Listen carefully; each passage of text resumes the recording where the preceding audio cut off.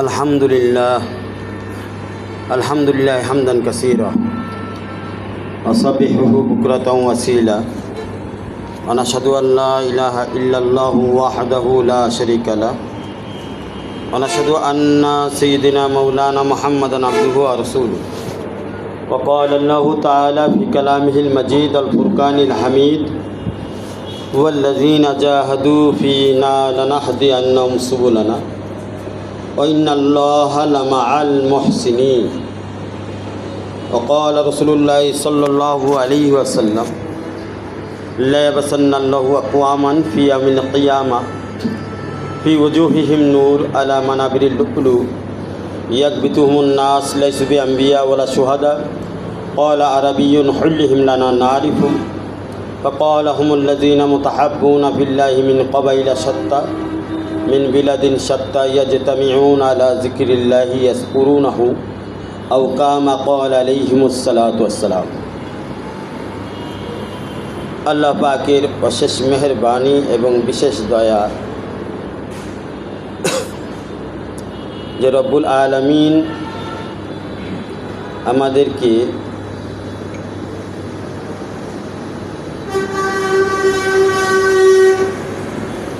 খানকা এমদাদিয়া আক্তারিয়া কাউসারিয়া মারকাজুল হক হুদ্দামুদ্দিনের প্রাঙ্গণে উপস্থিত হওয়ার তৌফিক দান করেছেন।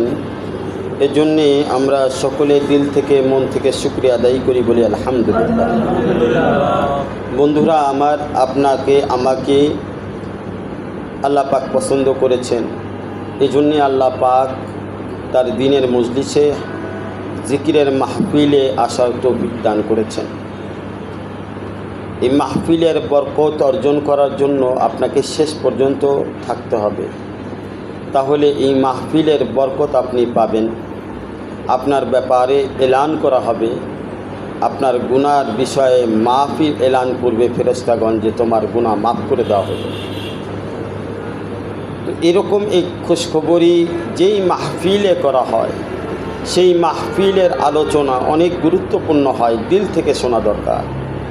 আমাদের মারকাজের যে 17টি আমল নিয়ে আলোচনা করা হয়, এই আলোচনাটা শুধু মহৎ আলোচনা নয়, এটা হচ্ছে আমাদের জীবনের পাথেয়, আমাদের সারা জীবনের সম্বল। এটা বারবার শুনে দিলকে বোঝানো। তো দিল তখনই মানে যখন একটা বিষয়কে বারবার দিলের মধ্যে শ্রবণ করানো হয়, বারবার দিলের মধ্যে আঘাত প্রাপ্ত যে বিষয় হয় সেটাই দিল মানে। এজন্যে দিন এবং দুনিয়া উভয় জগতে আমাদের কামিয়াব এবং সফলতা অর্জন করার জন্য আমাদের কিছু বিশেষ দিক নির্দেশনা রয়েছে, যেগুলোকে আমাদের অবলম্বন করা উচিত। কোরআন এবং হাদিসের আলোকে একটি বান্দা যদি চায় যে আমি দিন এবং দুনিয়া উভয় জগতে সফলতা অর্জন করব, তাহলে সে কিভাবে সফলতা অর্জন করবে, এই বিষয়টি হচ্ছে এখন আমার আলোচনার মূল লক্ষ্যবস্তু। আমি আপনাদেরকে সংক্ষেপে ধৈর্য সহকারে শুনবেন ইনশাআল্লাহ। আমি চেষ্টা করব কোরআন এবং হাদিসের আলোকে এই কথাকে প্রতীয়মান করার জন্য যে দিন এবং দুনিয়া, দিনের পথে আল্লাহকে এবং আল্লাহ রসুল সাল্লাল্লাহু আলাইহি ওয়াসাল্লামের পথে আমরা যদি আল্লাহকে রাজি করে রসুলের সুন্নাত তরিকা মতো আমরা যদি চলতে পারি, তাহলে দিনও অর্জন করা সম্ভব, দুনিয়াও অর্জন করা সম্ভব। তাহলে আমাদেরকে জানা দরকার, আসেন কীভাবে আমরা এই পদক্ষেপগুলো গ্রহণ করব। কোরআন এবং হাদিসে আল্লাহ এবং আল্লাহ রসুল আমাদেরকে এই বিষয়ে কি কি দিক নির্দেশনা দিচ্ছেন, আমাদের জীবনকে কোন পথে পরিচালনা করলে আমি সঠিক গন্তব্যস্থল লাভ করব, দুনিয়াতে সফল কাম হব, আখিরাতে সফল কাম হব, বিষয়টা জানা দরকার কি না বন্ধুরা আমার? জোরে বলেন, জানা দরকার কি না? আল্লাহ তাআলা আমাদেরকে এই কথাগুলো জানা এবং শোনার এবং বুঝার তৌফিক দান করেন। সকলে বলেন আল্লাহুম্মা আমিন। সকলকে শেষ পর্যন্ত বসে এই কথাগুলো শোনার এবং আমল করার তৌফিক দান করেন। সকলে বলেন আল্লাহুম্মা আমিন। বন্ধুরা আমার, আমাদের জীবনের উদ্দেশ্য কি? প্রথমে আমাদেরকে জানতে হবে আমাদের জীবনের উদ্দেশ্য কি, বাস্তবতা কি। বাস্তবতা হলো আমরা দুনিয়াতে আসার পূর্বে কোথায় ছিলাম এবং দুনিয়া থেকে যাওয়ার পরে আমাদের মৃত্যু যখন হবে তখন আমরা কোথায় যাব। এই দুই বিষয়ে কিন্তু আমরা অজ্ঞ, জানি না। এটাই বাস্তবতা।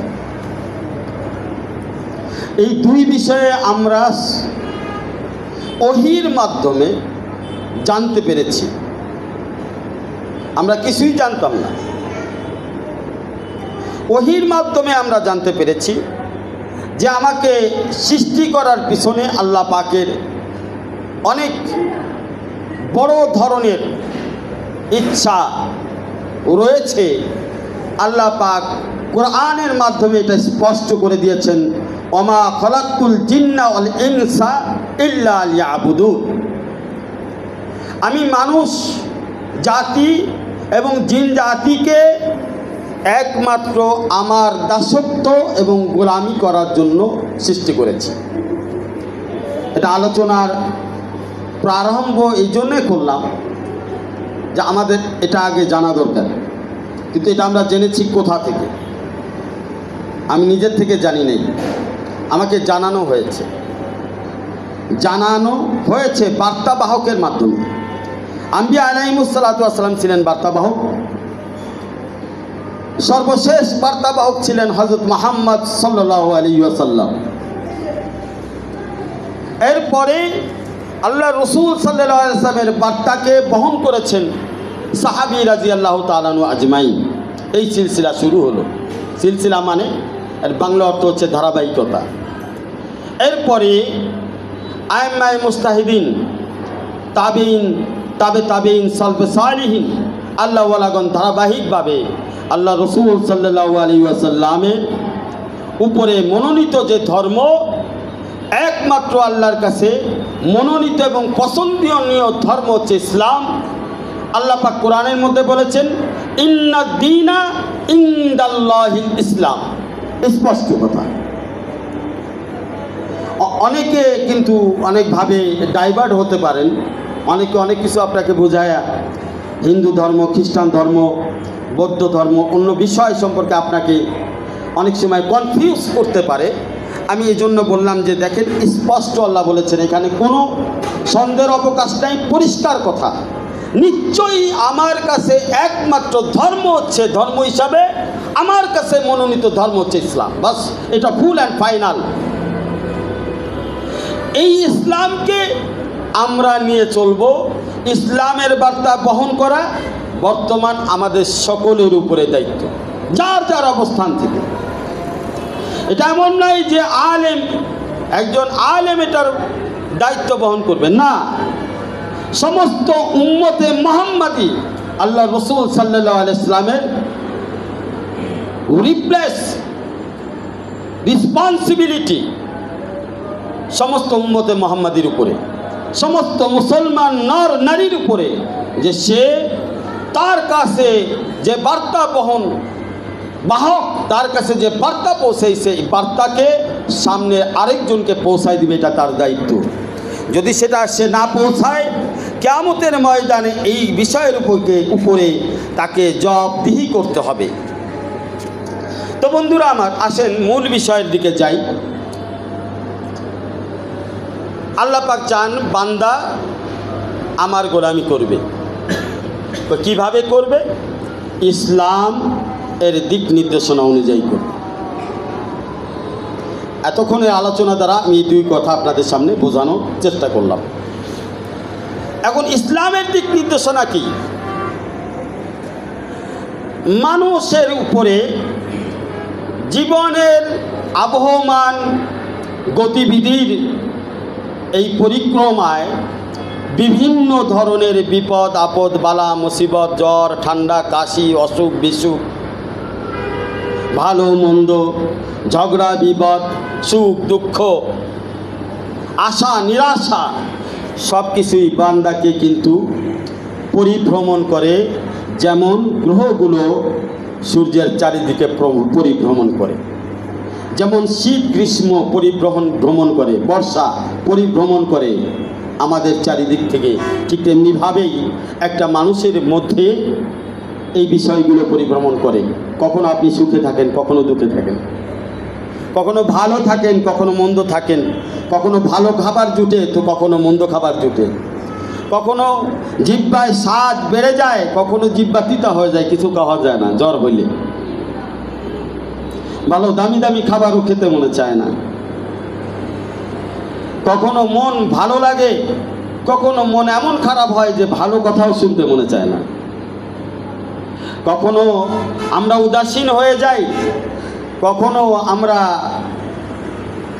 আনন্দে আবেগ আপ্লুত হয়ে যাই, কখনো চোখ দ্বারা অনর্বল বৃষ্টির ঝর্ণা ধারা প্রবাহিত হয়, আর কখনো বা আনন্দের এক ঝর্ণা ধারা আমার হৃদয়কে ছুঁয়ে যায়। এই যে বিষয়গুলো, এই যে হালাত বান্দার, এক এক সময় এক এক ধরনের হালাত, এগুলো কেন বান্দাকে আল্লাহ পাক দিলেন? দেখেন, আল্লাহ পাক হচ্ছেন সৃষ্টিকর্তা, আমরা হচ্ছি আল্লাহ পাকের সৃষ্টি জীব, মাখলুক, তার মধ্যে আমরা শ্রেষ্ঠ জীব। অন্যান্য মাখলুকের হাওয়াসে খামসা, দৃষ্টিশক্তি, শ্রবণ শক্তি, চলাফেরার শক্তি, ধরার শক্তি, উঠা বসার শক্তি, খাওয়ার শক্তি আমাদের মতো নয়। হাওয়াসে খামসা আমাদের মতো নয়, আর আমাদের হাওয়াসে খামসা, আমাদের চলাফেরার শক্তি, দৃষ্টিশক্তি, শ্রবণ শক্তি অন্যান্য সমস্ত মাখলুক থেকে অনেক অনেক গুণ বেশি, যার কারণে সমস্ত মাখলুক আমাদের খাদেম হয়ে আছে। এই আসমান আপনার খাদেম হয়ে আছে, কথা ঠিক কিনা? জমিন আপনার খাদেম হয়ে আছে, কথা ঠিক কিনা? বাতাস আপনার খাদেম হয়ে আছে, আগুন আপনার খাদেম হয়ে আছে, বৃক্ষলতা আপনার খাদেম হয়ে আছে, এই পাহাড় পর্বতগুলো আপনার খাদেম হয়ে আছে, কথা ঠিক কিনা বলেন? সব কিছু আপনার খাদেম হয়ে আছে। এত কিছু আপনার খাদেম, যেই আল্লাহ পাক আপনার খাদেম বানায়া দিল, মনে রাখবেন এমনি এমনি আপনার পিছনে এত খাদেম লাগায় নাই। একটা মানুষের পিছনে কয়টা সিকিউরিটি গার্ড লাগে? ভাই, কেউ দুনিয়ার লাইনের চাকরি যারা করেন, আপনার পিছনে কয়টা সিকিউরিটি গার্ড কোম্পানি দিয়েছে? বলেন, কয়টা সিকিউরিটি গার্ড দিয়েছে? আপনার পিছনে সিকিউরিটি গার্ড কয়টা? কিন্তু আপনি দেখেন আল্লাহ পাক আপনাকে কতটা মহব্বত করে, আল্লাহ পাক আপনাকে ভালোবেসে আল্লাহ পাক কতগুলো সিকিউরিটি গার্ড আপনার পিছনে নিয়োগ করেছেন। আপনি যদি আপনার চোখের দিকে তাকান, আপনার চোখের মণিকে হেফাজতে রাখার জন্যে উপরে পাতা, চোখের পাতা দিয়ে সিকিউরিটি গার্ডের ব্যবস্থা করেছে। আবার চোখ এবং পাতাকে হেফাজত করার জন্যে আপনার উপরে ফুরু সহ এমন একটি প্লাগ আল্লাহ করে দিয়েছেন, যাতে আপনার চোখটা পুরোপুরি হেফাজতে থাকে। এর উপরে আবার সিকিউরিটি গার্ডের ব্যবস্থা করে দিয়েছে। আপনি আপনার মুখের দিকে তাকান, আপনার দাঁতগুলোকে হেফাজত করার জন্য ঠোঁট দিয়ে সিকিউরিটি গার্ডের ব্যবস্থা করেছে। আবার দাঁতের সাথে যেন দাঁত লেগে না যায়, এর জন্য মাড়ির সাথে এমন একটা জিহ্বার কানেকশন করে দিয়েছে, যাতে করে আপনার দাঁতের মধ্যে কোনো রকম অসুবিধা না হয়। জিহ্বাকে দাঁতের সিকিউরিটি গার্ড বানিয়ে দিয়েছে, কথা ঠিক কিনা বলেন?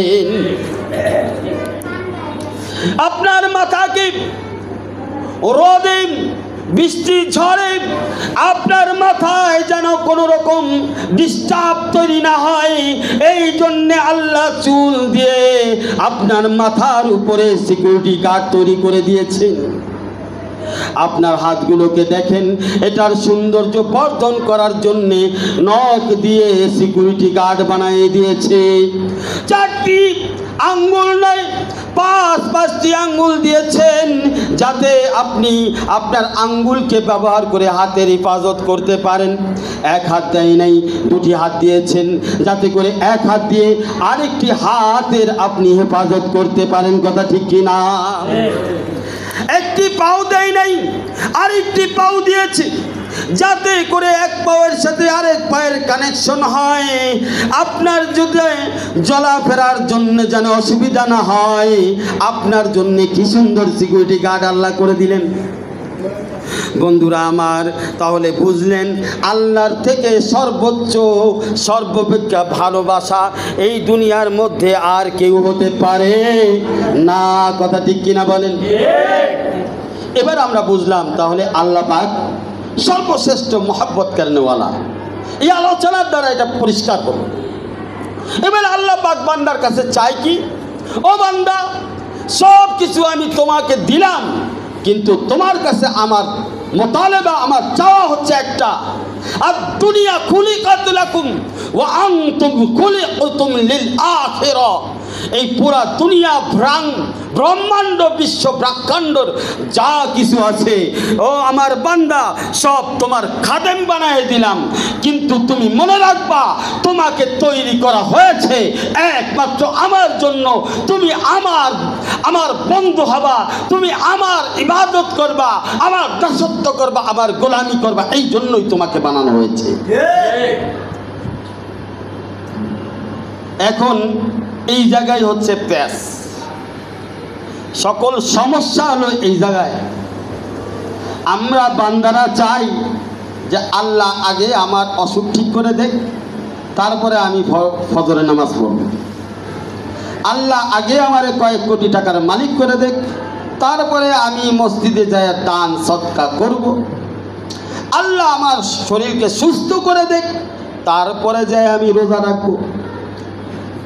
বান্দার আল্লাহর মধ্যে প্যাঁচটা কোন জায়গায়? এই প্যাঁচ কে লাগাইল?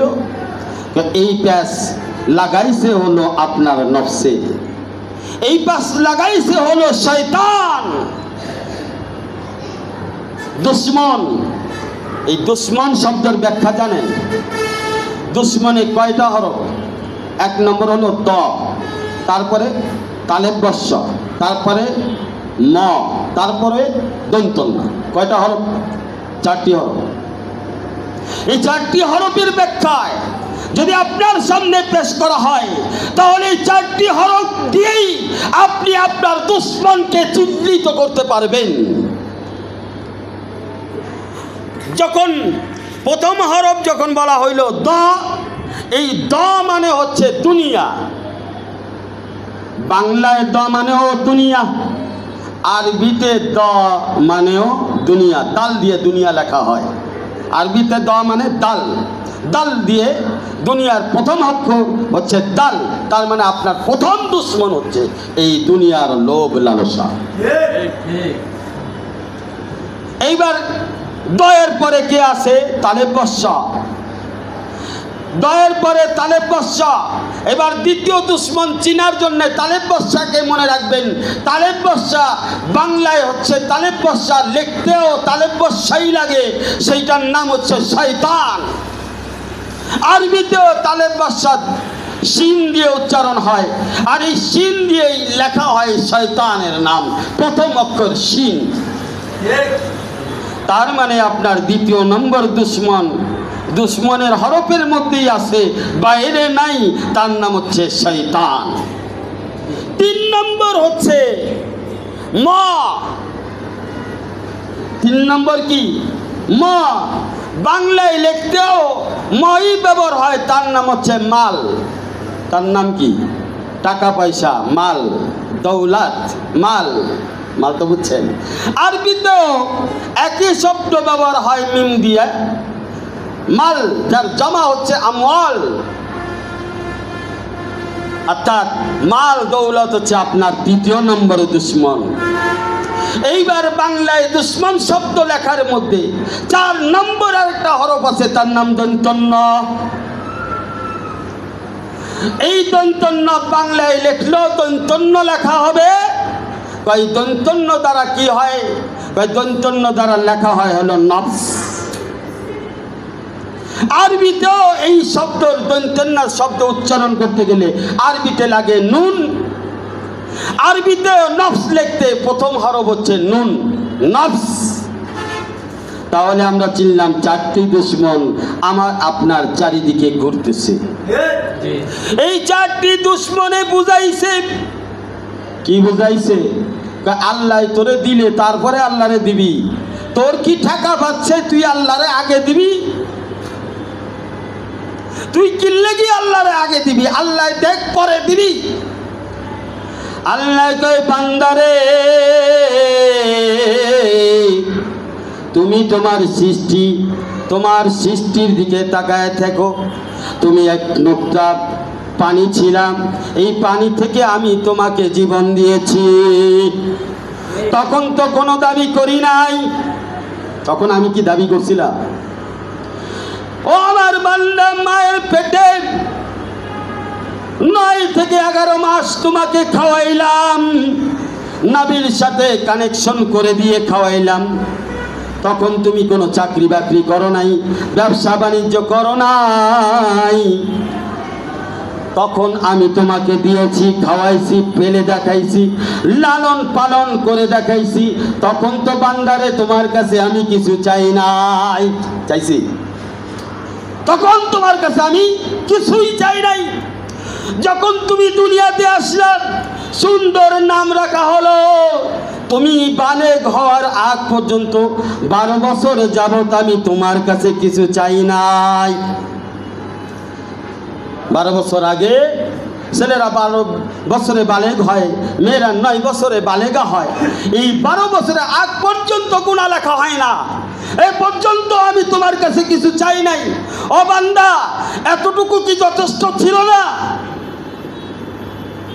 আমি আল্লাহ হওয়ার জন্য, আমার প্রমাণ দেওয়ার জন্য এখন তুমি কেন কথা বলো যা আগে তুমি দিবা পরে আমি দেব? আল্লাহ কয় এই কারণেই তোমার পিছন থেকে হালত যায় না। কি যায় না? হালত যাবে না। বিপদ একটার পর একটা লেগে থাকে। কারণ হলো তোমার নফসে তোমারে উল্টা বুঝাইছে। তুমি যে দুনিয়াদারি করো এটা তোমারে উল্টা শিখাইছে। সোজা চলা শিখায় নাই, উল্টা চলা শিখাইছে। আব্বারে আব্বা না কয়া কাকারে যায় আব্বা কয়, কথা ঠিক কিনা বলে? এটা শিখাইছে তোমারে। মারে মা না কইয়া খালারে যায় আম্মা কয়, এইটা তোমারে দুনিয়াওয়ালারা শিখাইছে। মারে ভালোবাসে না চাচির জন্য দিল পুরে, এমন বান্দা আছে কি নাই? বাবারে সালাম দেয় না চাচার জন্য মন কাঁদে, আছে না নাই? আছে না নাই? বন্ধুরা আমার, এই উল্টা শিখাইছে তোমারে। কি শিখাইছে? দুনিয়া, এই নফসে, এই দুনিয়ার মাল তোমাকে আপন রক্তকে চেনার তৌফিক দেয় নাই। আপনকে আপন বলে স্বীকার করার তৌফিক তোমাকে দেয় নাই। সবার থেকে আপন হলো জানে আজিম, যার হাতে আমার আপনার জান, জীবন, মরণ, হায়াত, রিজিক, তিনি হচ্ছেন আমার আপনার রব। নারায়ে তাকবীর, মহান আল্লাহ পাক। কথা ঠিক কিনা বলে? তাকে চিনলাম না, চিনলাম গিয়া, হ্যাঁ চিনলাম গিয়া আমার ঘরের পাশে যে গাদাটা বান্ধা, এই গাদারে যায় চিনলাম, ওই ঘোড়ারে যায় চিনলাম, ওই হাতিরে যায় চিনলাম, জঙ্গলের বানরে যায় চিনলাম, কিন্তু আল্লাহরে চিনলাম না। আল্লাহ বলেন এত কিছু দেওয়ার পরে তোমার কাছে চাইছি, তুমি যদি আমার হও, আমার ইবাদত করো, আমি যেমনে চাই তেমনে চলো, তাহলে আমিও তোমার আমলের মাধ্যমে তোমার দুনিয়ার সমস্ত হালাত পরিবর্তন করে দিব। কথা কি বুঝতেছেন? আল্লাহ কি বোঝাইতে চায়? যদি তুমি তোমার আমলকে ঠিক করে নাও, তাহলে তোমার আমলের পরিবর্তে আমি তোমার হালাতকেও দুরস্ত করে দিব। আল্লাহ পাক প্রতি নামাজের সময় বান্দার আমল দেখেন। আল্লাহ পাক তাহাজ্জুদের সময় বান্দার আমল দেখেন। এই তাহাজ্জুদের কথা কইলে তো অনেকের মন খারাপ হয়ে যাবে, কারণ ওই সময় মোবাইল আর টিকটকে থাকে। ওই সময় সবাই মোবাইলের ভার্চুয়াল লাইফের মধ্যে ব্যস্ত থাকে। মোবাইল এখন এমন এক ভার্চুয়াল হয়ে গেছে যে মানুষকেও ভার্চুয়াল বানাই ফেলতেছে। মানুষ নাই, অ্যাডভান্টেজ হয়ে গেছে। মানুষ নাই, কি হয়ে গেছে? অ্যাডভান্টেজ। মানুষ নাই, মানুষ এখন পিকচার হয়ে গেছে। বন্ধুরা আমার, আল্লাহ পাক তাহাজ্জুদের সময় বান্দারে ডাকে, নামাজের সময় বান্দাকে ডাকে। মুয়াজ্জিন আযান দেয়, এই আযানটাও তো আল্লাহ পাক মুয়াজ্জিনকে মুসাখখার করছে। ও মুয়াজ্জিন, নামাজের টাইম হইছে, আমার বান্দারে ডাক দে, আমি স্মরণ করছি। কথা ঠিক কিনা বলেন? কিন্তু বান্দা নামাজ পড়বে না। তাকে যদি বলা হয় ভাই নামাজে আসেন, চেষ্টা করব, নামাজে আসেন, চেষ্টা করব, জিকির করেন, চেষ্টা করব, মাহফিলে যান, চেষ্টা করব, চলেন আল্লাহর রাস্তায় যাই, চেষ্টা করব। এখন 5,000 টাকা দেওয়া হবে, গেলেই ওরে বাপ রে বাপ, এখনই যাওয়া লাগবে, কোনো চেষ্টা নেই। দুপুরবেলার খাওয়ার টাইম হয়েছে, আপনার বসের কাছে গেছেন, আমার খিদা লাগছে, খাইতে হবে, ছুটি দেন। স্যারে কয় চেষ্টা করব। স্যারে আপনার কি বলছে? দেখি তোমার ছুটি দেওয়া যায় কিনা, চেষ্টা করব। তখন আপনি করবেন কি বলবেন? স্যারের কুস্তি কি নেই, আমার খিদা লাগছে, স্যারে কয় চেষ্টা করবে। আমি এই জায়গায় মরে যাইতেছি, স্যারে কয় চেষ্টা করবে। এই চাকরির মাথায় লাথি মারি, এই চাকরি আর জীবনে করবো না, কারণ দুপুরবেলার খাওয়ার সময় আমার স্যারে কয় চেষ্টা করবে। ছুটি দেওয়ার ছুটি চাই, স্যারে কয় চেষ্টা করবে। তো আপনি যে নামাজের সময়, আপনাকে নামাজে ডাকার সময় আপনি যে বলেন চেষ্টা করব, আপনার চেষ্টা করা আর ওই স্যারের চেষ্টা করা কথার মধ্যে কি কোনো পার্থক্য আছে? কথার মধ্যে কি কোনো পার্থক্য আছে? কোনো পার্থক্য নাই বন্ধু। এখানে খিদার জন্য আপনার জান মরে যায়, ওখানে আমল না থাকলে আপনার আখিরাত ধ্বংস হয়ে যাবে। দুইটাই কিন্তু ধ্বংস।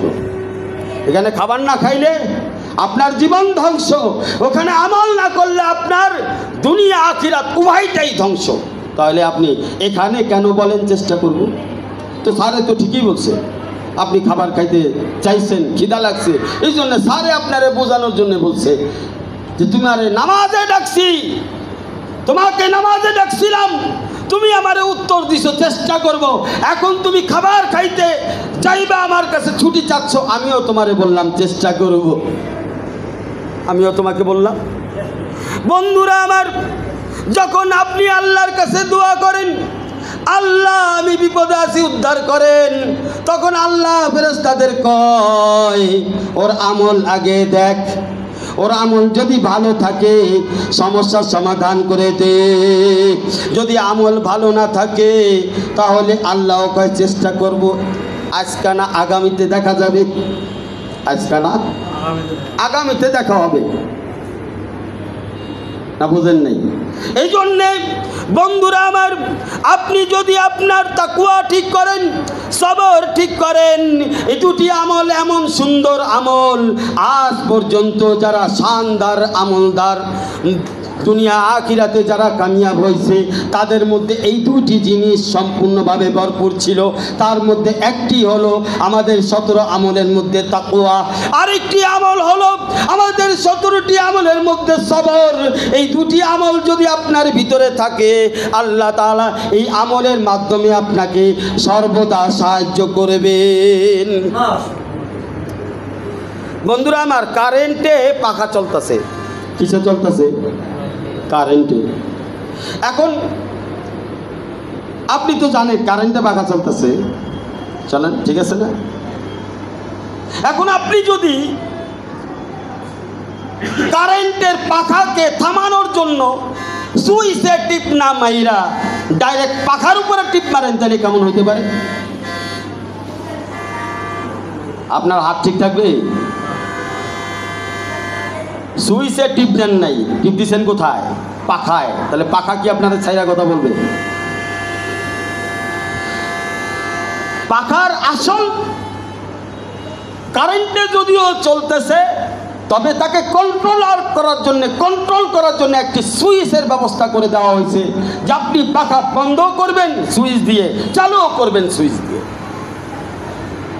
আল্লাহ পাক বান্দাকে বুঝাইতে চাই, তোমার বিপদ আপদ বালা মুসিবত অসুখ বিসুখ যা কিছুই হোক, এটার সুইচ হলো আমল, এটার সুইচ হচ্ছে নামাজ, এটার সুইচ হচ্ছে জিকির, এটার সুইচ হচ্ছে ফিকির, এটার সুইচ হচ্ছে দিনের মেহনত।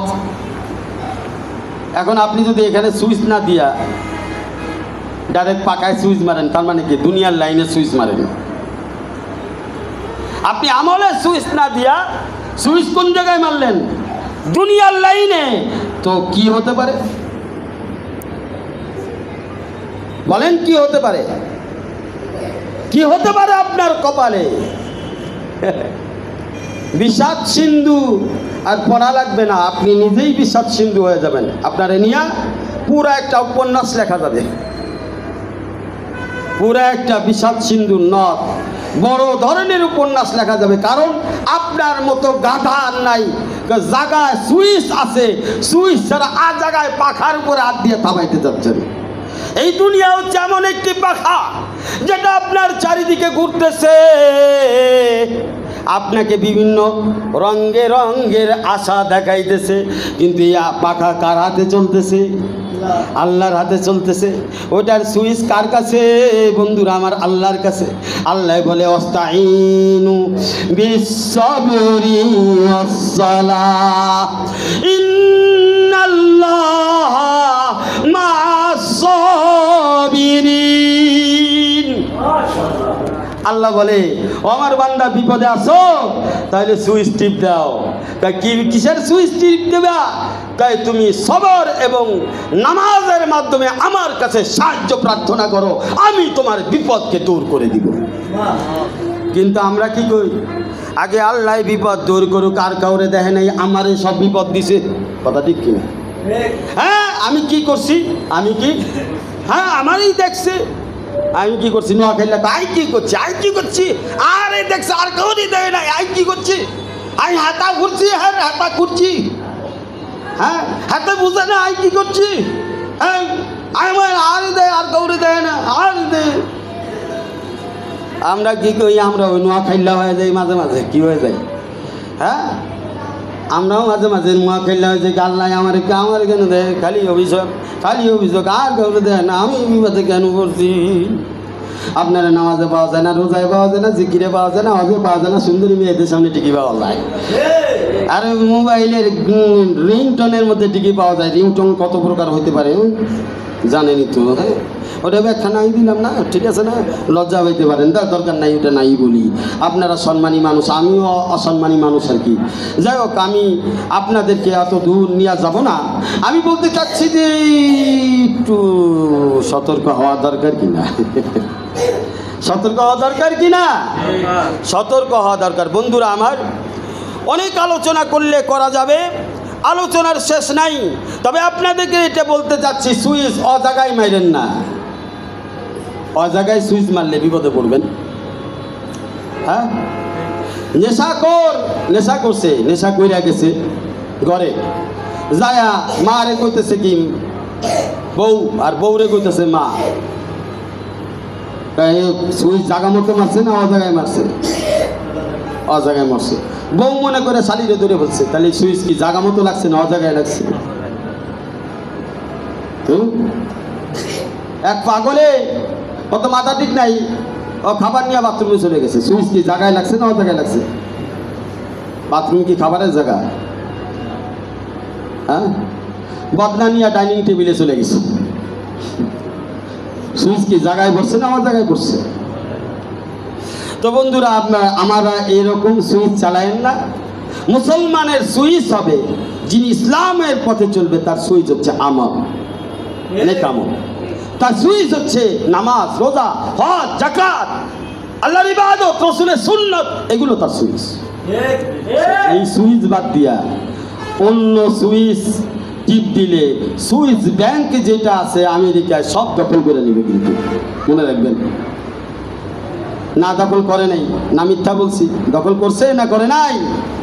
যারা অতিরিক্ত লোভে অজাগায় সুইচ টিপ দিয়া সুইচ ব্যাংকে টাকা পাঠাইছে, ওই টাকা কি বাজেয়াপ্ত হয় নাই? বাজেয়াপ্ত হয়ে যায় নাই, শুধু বাজেয়াপ্ত হয়েছে, ভিসাও আর পায় না, ভিসাও নাই, বুঝেন নাই?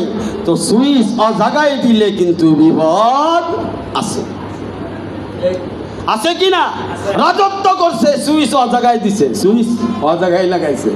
এখন কই রাজত্ব, কই সিংহাসন, কই কই সেই রাজত্ব, কই সেই হুঙ্কার? হ্যাঁ, আল্লাহওয়ালাদের দেখেন, তাদের হুঙ্কার আছে না নাই? তাদের সম্মান আছে না নাই? হ্যাঁ।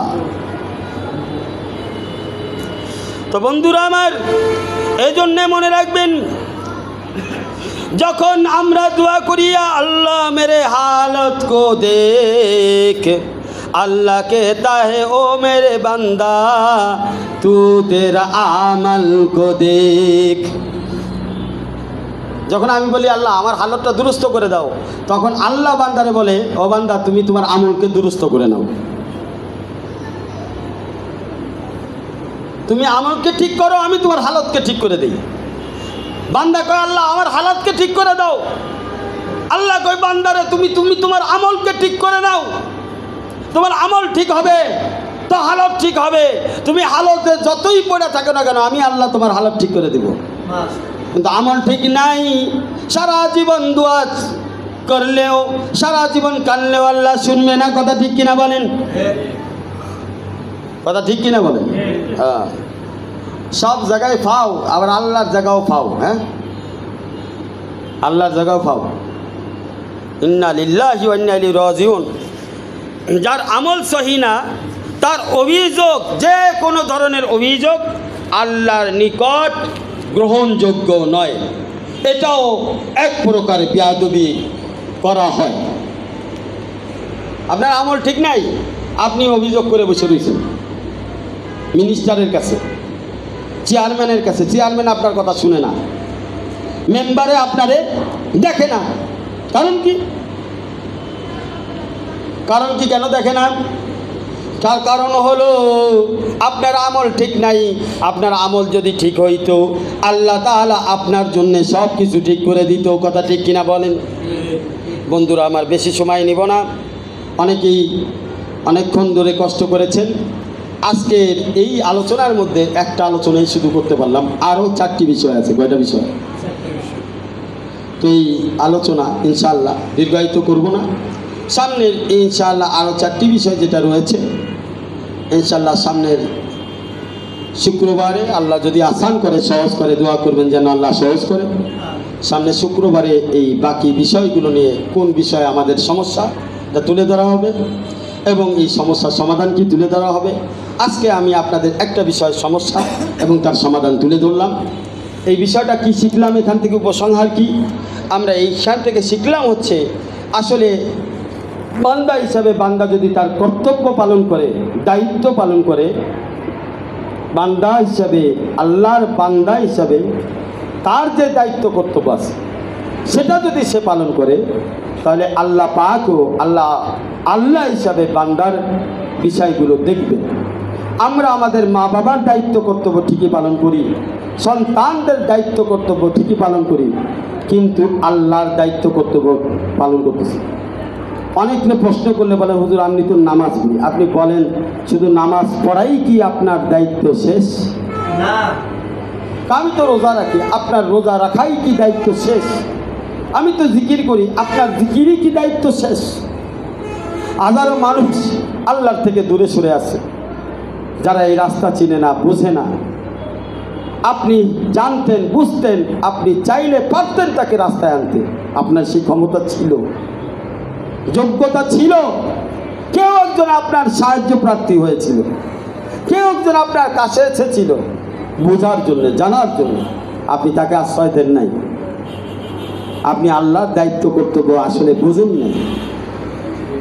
ইসলাম হচ্ছে সর্বজনীন ধর্ম। ইসলামকে